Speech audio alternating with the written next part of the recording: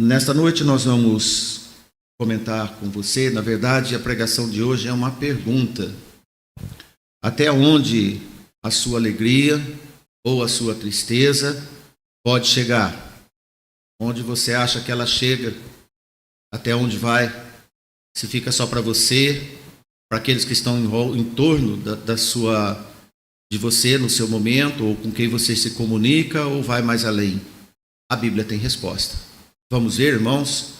Antes de nós comentarmos, eu vou pedir para o irmão Renato, um dos nossos jovens irmãos, fazer a leitura de Neemias, capítulo 8, do versículo 1 ao 12. E nós vamos seguir atentamente. Leitura. Faça favor, irmão. E chegado o 7º mês, e estando os filhos de Israel nas suas cidades, todo o povo se ajuntou como um só homem na praça, diante da porta das águas, e disseram a Esdras, o escriba, que trouxesse o livro da lei de Moisés, que o Senhor tinha ordenado a Israel. E Esdras, o sacerdote, trouxe a lei perante a congregação, tanto de homens como de mulheres, e todos os que podiam ouvir com entendimento, no primeiro dia do 7º mês.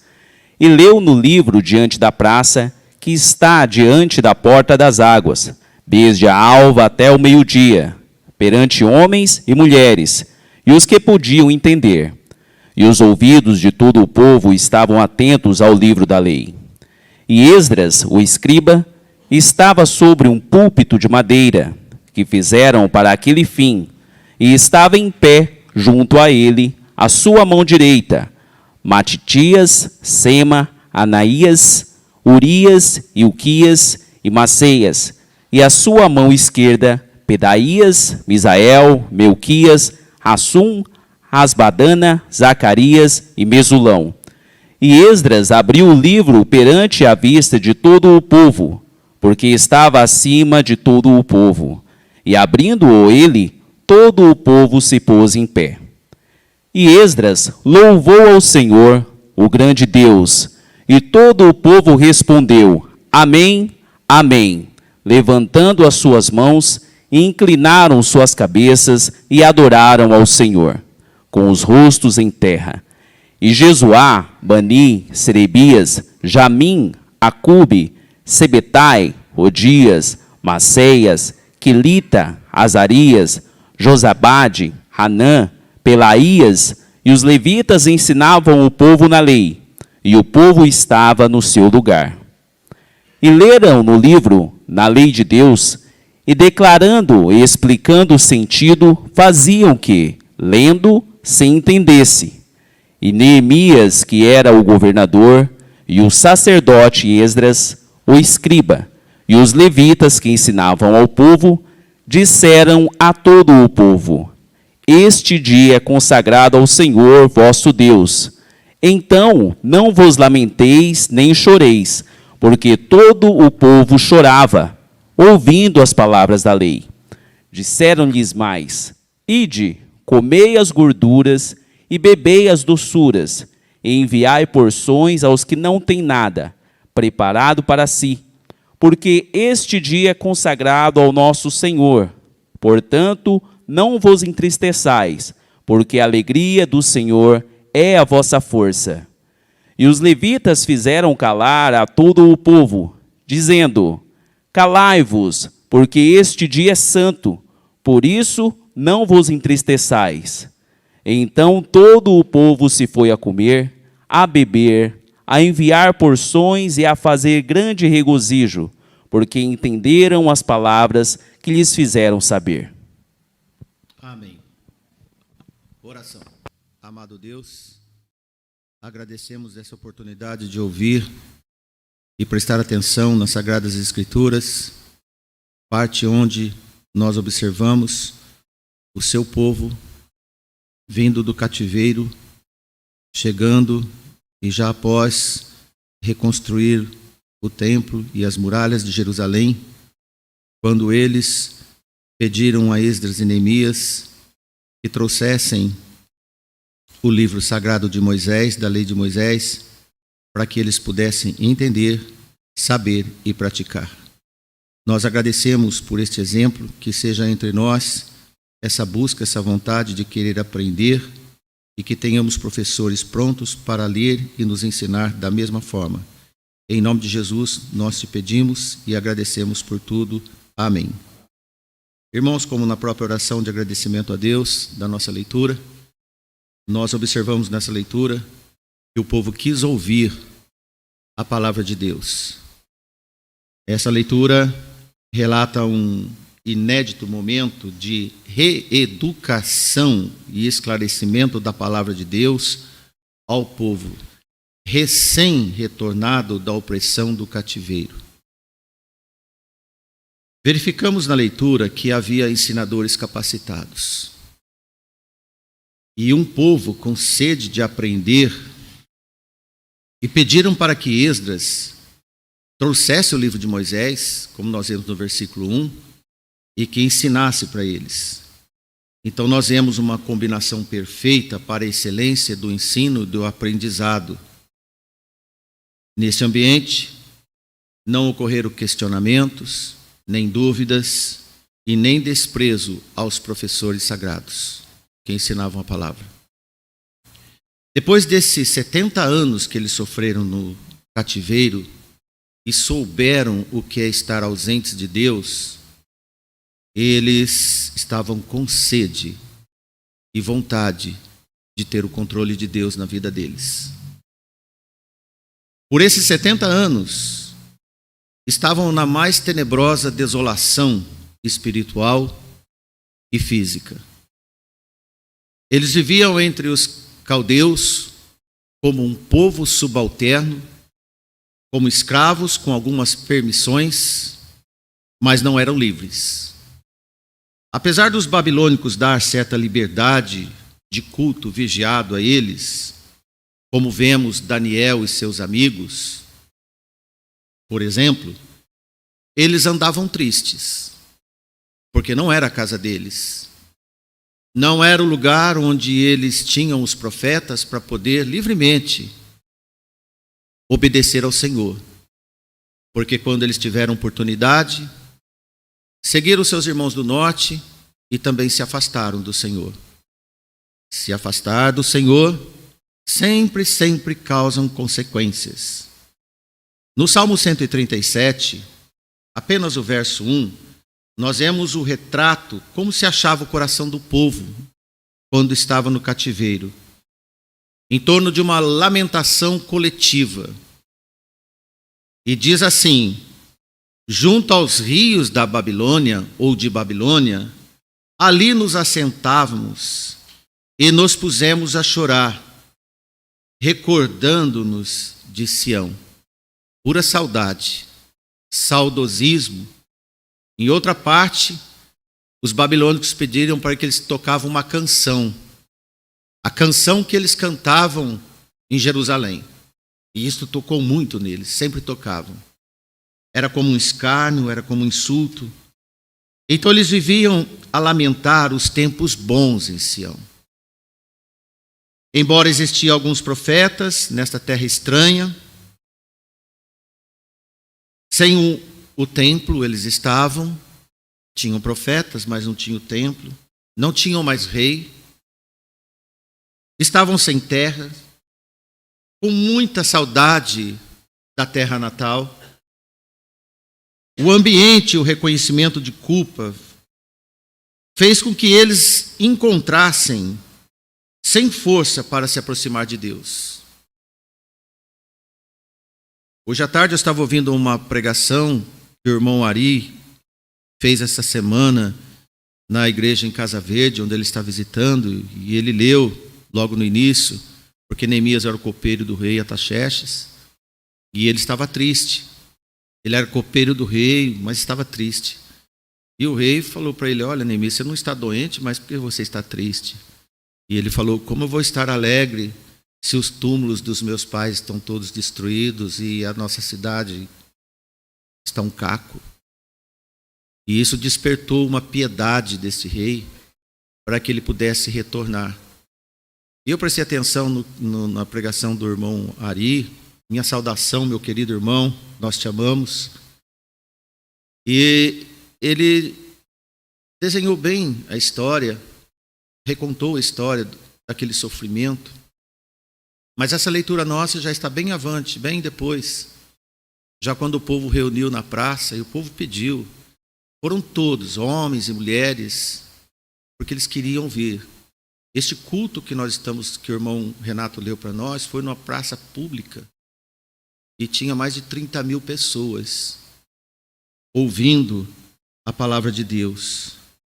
E neste momento, quando eles estavam ouvindo Neemias, Esdras e os levitas, imagine como o coração deles ficou. Quando eles começaram a ouvir a palavra de Deus e foi explicado para eles os erros que eles tinham, a voz de Deus, através do profeta, através de Moisés, doeu muito no coração deles. Por isso que eles choraram. E não paravam de chorar. Porque a dor era grande. E eles precisavam de se reconciliar com Deus.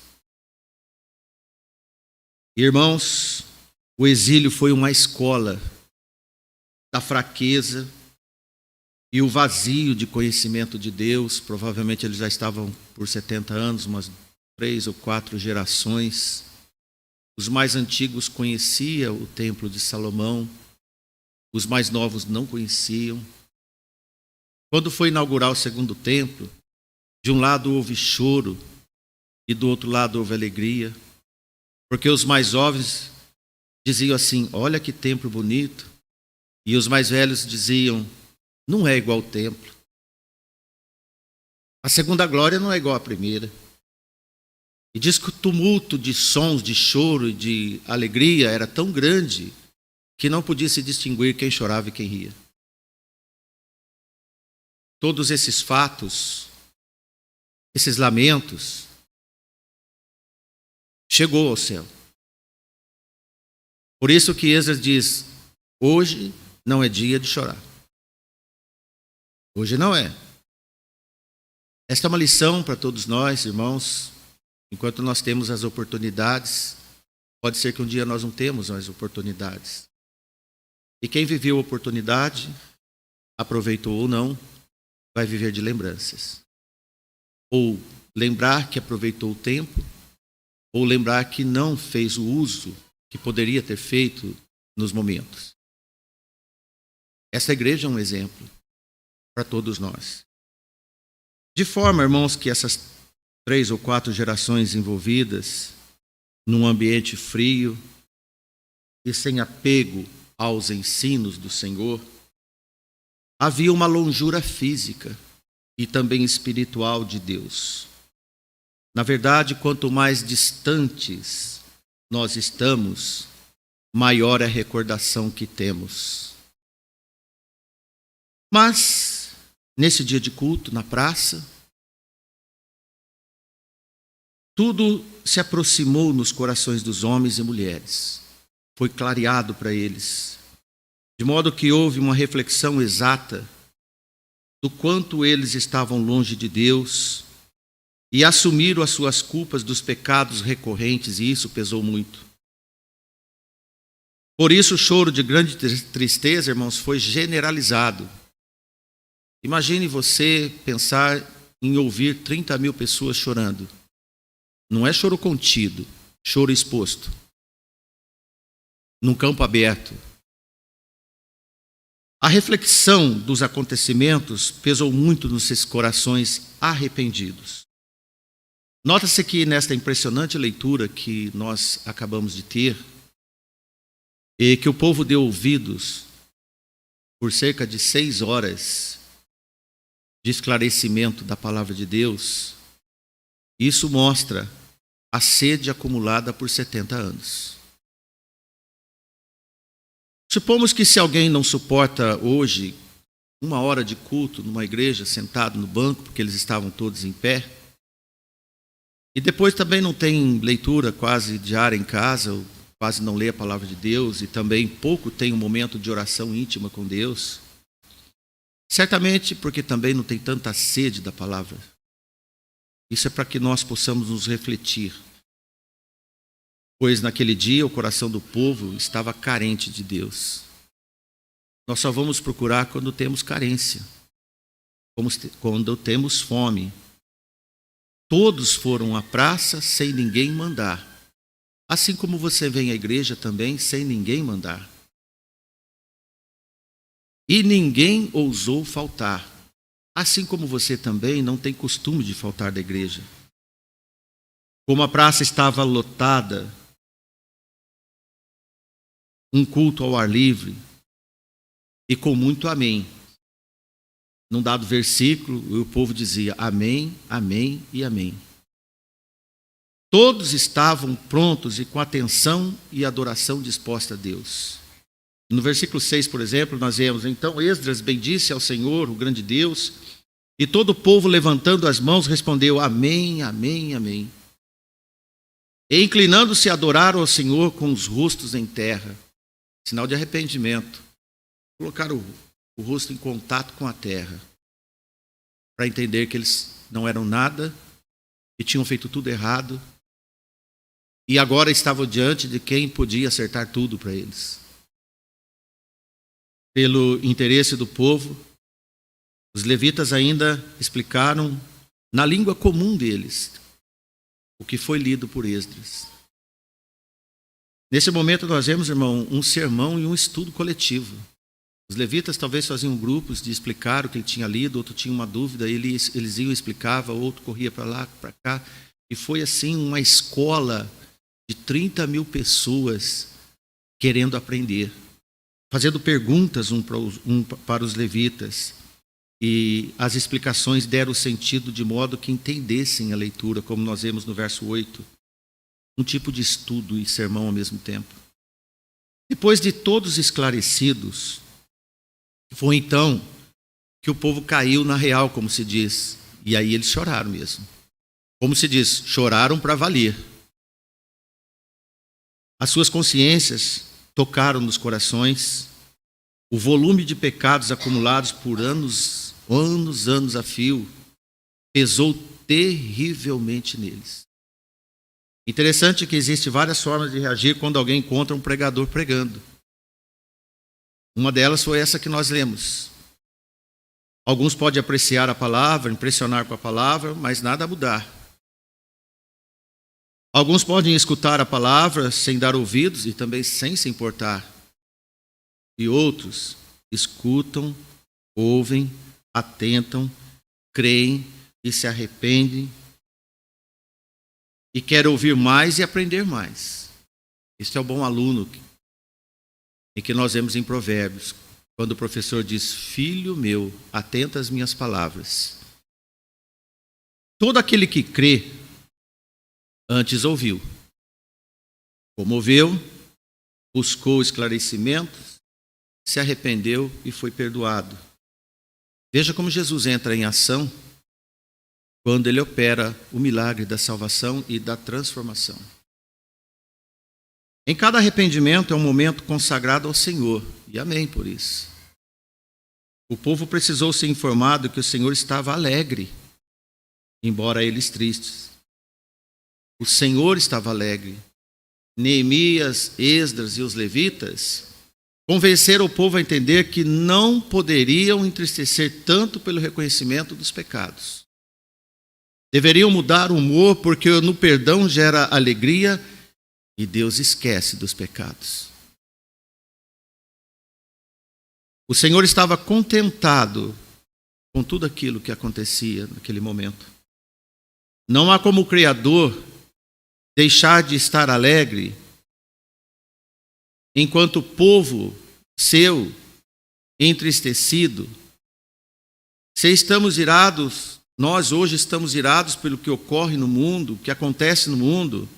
Saiba você, meu irmão, que Deus também está irado com os homens pecadores. Nós irados aqui, entristecidos aqui, lá no céu também tem ira e tristeza.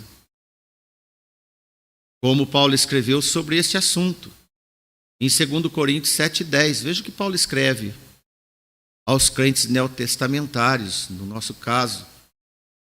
Paulo escreve: porque a tristeza, segundo Deus, opera o arrependimento, para a salvação.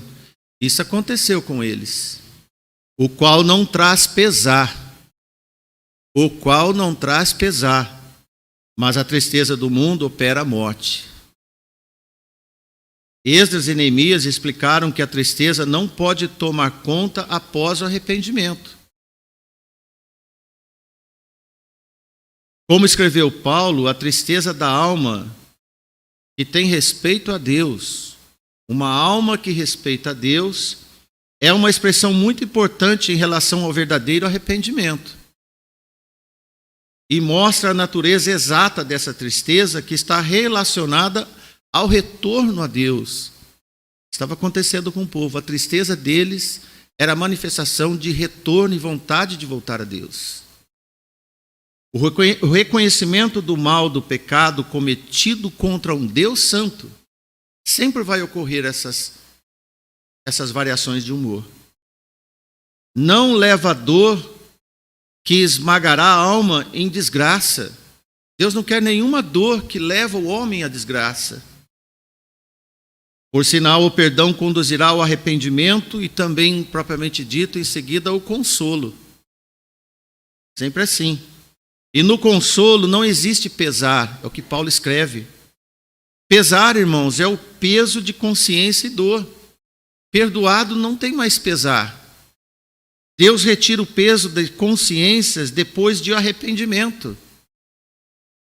Glória ao Santo Deus que nos faz sem remorsos, que nos deixa sem remorso. Então o povo não poderia ter mais remorso do que aconteceu no cativeiro ou antes de ir para o cativeiro. Glória ao Santo Deus que nos fez assim. Não podemos nos viver censurando pelos pecados extintos por Deus. E é isso que Esdras e Neemias e os levitas diziam. Deus está extinguindo os pecados de vocês nesse momento. Então alegre, vamos festejar. Vamos nos alegrar. Devemos viver o perdão divino e conceder o perdão ao próximo da mesma forma que Deus faz conosco. Porque a tristeza contínua pelo pecado leva a alma a Deus e conduz o pecador, através do Redentor, para obter perdão e a paz com Ele, que Ele, somente Jesus pode dar a um espírito ferido. Jesus arranca de nós a tristeza. Jesus arranca de nós as tristezas permanentes dos pecados. Somente em Deus o perdão e a verdadeira paz podem ser encontradas e restauradas. Amém? Veja 1 João, capítulo 3, versículo 19 até o 21. O apóstolo João escreve: nisto conhecemos. Nisto ele está dizendo do versículo anterior, é dos que amam as obras e as fazem em verdade. Aqueles que fazem a obra de verdade conhecem que somos da verdade. Se faz a obra da verdade, sabe que é da verdade. E olha que João escreve: e diante dele tranquilizaremos os nossos corações. Tranquilizaremos os nossos corações. Porque se o nosso coração nos condena, maior é Deus do que o nosso coração, porque Ele conhece todas as coisas.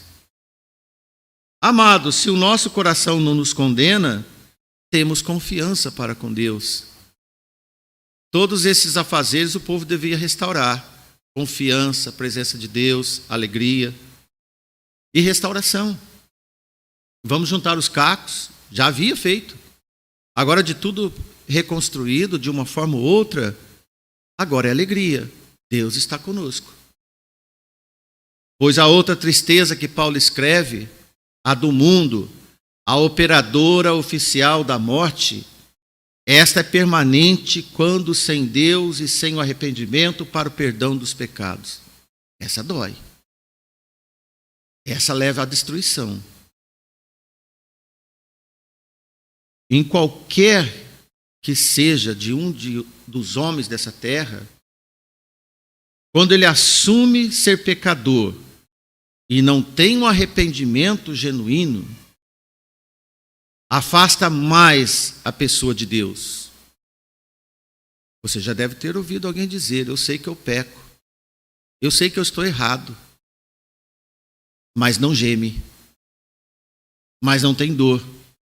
É consciente, mas não se arrepende. Parece que isso não tem problema nenhum, mas tem muito. Porque isso também chega aos céus. Ainda mais o peso da morte opera. Essa é a consequência. Este infeliz será mais um dos ímpios, que buscará consolo no mundo. Pessoas desse modo operante são pessoas que reconhecem pecadores, mas buscam muito divertimento no mundo, muito contato com o mundo. Ele tentará fugir desse peso da morte e da condenação, afogando-se nos prazeres e nos cuidados da vida. Isso é regra, geralmente. Este, podemos dizer, fujão de Deus, consciente dos seus pecados, geralmente se compromete com muitas coisas ao mesmo tempo, sempre buscando esconder em algum lugar que possivelmente esteja ausente de Deus. Ele não vem na igreja, mas ele vai em todas as festas do mundo. Porque lá não fala dos seus pecados, as pessoas compartilham pecados. Isso é fatal. Então buscam encontrar com multidões e pessoas da mesma tipologia pecadora, lugares e eventos em buscas desenfreadas e frenéticas, ou qualquer tipo de entretenimento disponível que faça passar o tormento ou a fuga da cobrança do pecado, pela ausência do arrependimento. Na verdade, é uma fuga sem fim.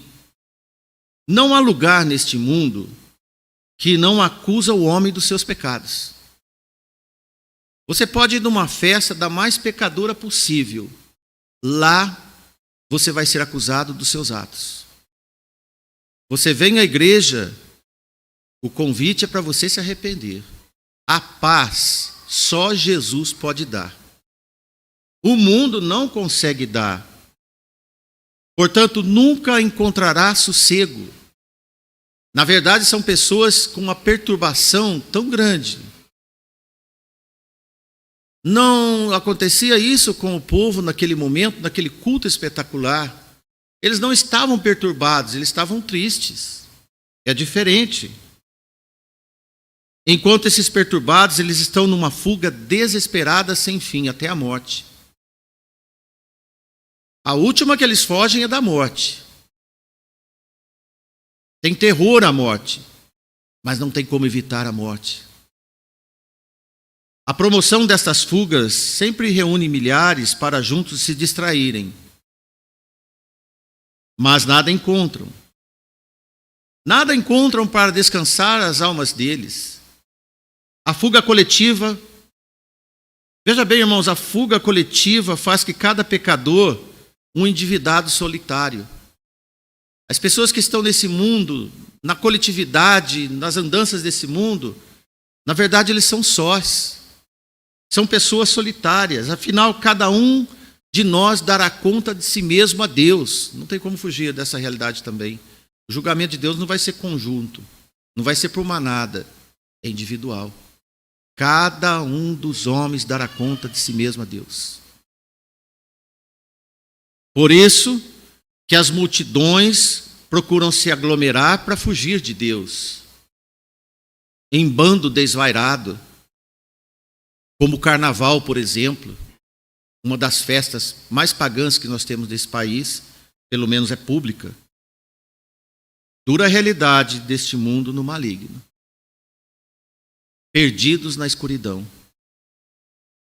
Nem Satanás, que anda misturado entre os seus escravos, fugirá de Deus. Todos serão legados ao desprezo aqui na terra e abrirá as portas do inferno eterno. Dor terrível. É o que se reserva do mal, do pecado cometido contra Deus, o santo e justo, pelo fato de ser uma ofensa infinita à majestade de Deus. O misericordioso Deus que estende as mãos, o homem vira as costas. No entanto, Meu irmão, minha irmã, que nos ouve, está presente, tanto eu como você, porque nós estamos falando do indivíduo, tanto eu como você, e o povo judeu, naquele dia de glória e perdão, não poderiam resgatar o choro permanente da morte operada pelos nossos pecados e deles, por um simples motivo, que, se Deus perdoou, não existe mais. Por isso que João escreve, se o teu coração te condena, maior é Deus que te perdoou. Leve essa para casa. É uma das bondades de Deus, das misericórdias de Deus. Irmãos, devido a esse conceito de salvação eterna e morte eterna, é que o povo não deveria se deixar demasiadamente tristes no momento que havia alegria nos céus. Falando sobre o povo judeu nesse momento. Pois o humor da terra é o humor do céu. Logo, o temperamento do céu reflete nos acontecimentos da terra. Onde há remissão de pecados e aceitação de Deus, sempre deve ter muita paz e alegria, louvor e contentamento de espírito gracioso. Como disse Jesus na parábola das 100 ovelhas, onde está escrito que quando se perde uma ovelha, o pastor vai atrás da ovelha perdida até encontrar uma única ovelha. E quando encontra, faz uma grande festa. Agora, irmãos, puxando para as nossas comparações, imagina nesse dia, entre Esdras e Neemias, os levitas e todo esse povo, quando todas as ovelhas do rebanho tinham retornado por aprisco, todas elas com sede de ir de encontro a Deus. Imagine como estava a alegria no céu. Em Lucas 15:7 diz o Senhor, logo vos digo, ou digo-vos, que assim haverá maior alegria no céu por um pecador que se arrepende, do que com 99 justos que não necessitam de arrependimento. Amém? Ou você está entre aquela ovelha arrependida, ou está entre os outros que estão fugindo pelo mundo, dizendo, não necessito de arrependimento, nem preciso de Deus, mas fogem de Deus. Gostaríamos que as festas nos céus fossem mais rotineiras, amém, irmãos? Nós gostaríamos que as festas nos céus fossem mais rotineiras. Como as reações de alegrias no céu dependem dos acontecimentos da terra, podemos perceber que no céu há muita observação e silêncio nesse momento. Devido ao esfriamento dos crentes desse tempo, da apostasia, de não colocar todo o seu coração em direção a Deus, falta de disposição para ouvir atentamente a palavra de Deus.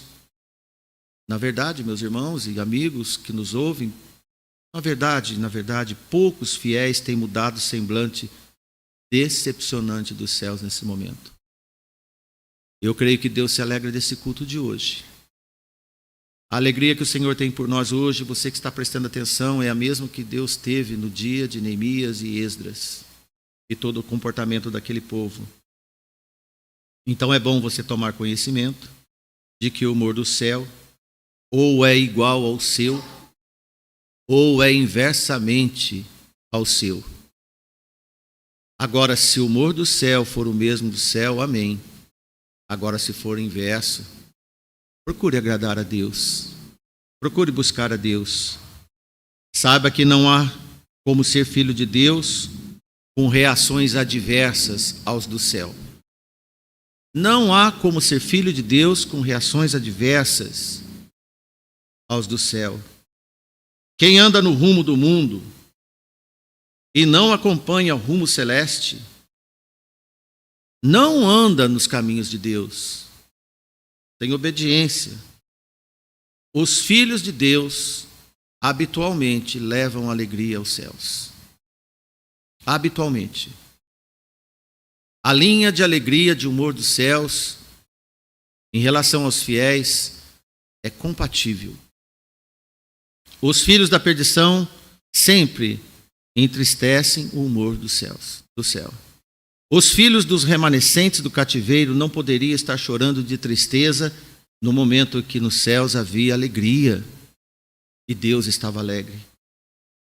Como o Deus Criador não anda nada satisfeito com o rumo do mundo e de muitos crentes, somente os fiéis verdadeiros obedientes é que podem promover eventos alegres no céu. Esperamos em Deus que esta igreja, você que nos ouve, cada membro aqui presente, os irmãos que estão ouvindo, lá na sua casa, por impossibilidade de estar aqui, eu creio, sejam promotores das alegrias dos céus. Porque os entristecedores de Deus se multiplicam assustadoramente. Ainda que você seja único, ou entre os poucos, este pequeno rebanho do Senhor, não tenha receio, não tenha timidez de ser diferente no meio da multidão que não agrada a Deus. O mais importante é causar nos céus o contentamento de Deus, a você descontentar a Deus e estar muito bem obrigado com o mundo. Em Salmo 89:15 nós lemos: Bem-aventurado o povo que conhece o som festivo, que anda, ó Senhor, na luz da tua face. Andou na face de Deus, conhece o som festivo de Deus. E onde tem festa, tem alegria. Bem? Para nós terminarmos, a alegria no Senhor é um estado comportamental gerado pelo Espírito de Deus no nosso espírito. Por isso está escrito em Neemias 8:10, na nossa leitura: a alegria do Senhor é a vossa força. E Esdras diz: portanto, não vos entristeceis, porque a alegria do Senhor é a vossa força. Este diferenciado estado de alegria vem diretamente de Deus para você. Quem te deixa alegre no momento que não deveria estar é Deus tocando no seu coração. Amém? Devido ao comportamento que o nosso Criador observa nos nossos comportamentos, fiéis e obedientes na sua obra, Ele nos dá alegria. A alegria no Senhor nos faz fortes, nos deixa ainda mais fiéis, nos dá certeza, nos deixa firmes e constantes na fé e na esperança. O amor de Deus apresenta a sua eficácia nesses momentos.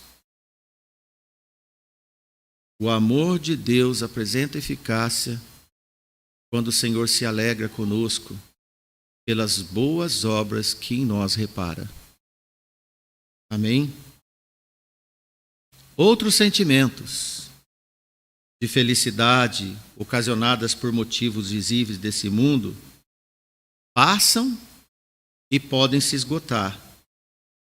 Mas a alegria que emana de Deus nos renova, nos fortalece a cada dia. Isto é Deus conosco. Nos dá um outro comportamento. Não andamos no rumo do mundo, nem no humor do mundo, porque nós estamos estreitamente relacionados com os acontecimentos do céu. Como peregrinos, embaixadores, nós temos a alegria de ser do Senhor. Amém? O povo precisou de entender que eles deveriam comer e beber e se alegrar, porque aquele momento era um momento que o Senhor estava alegre e a força do Senhor estava neles.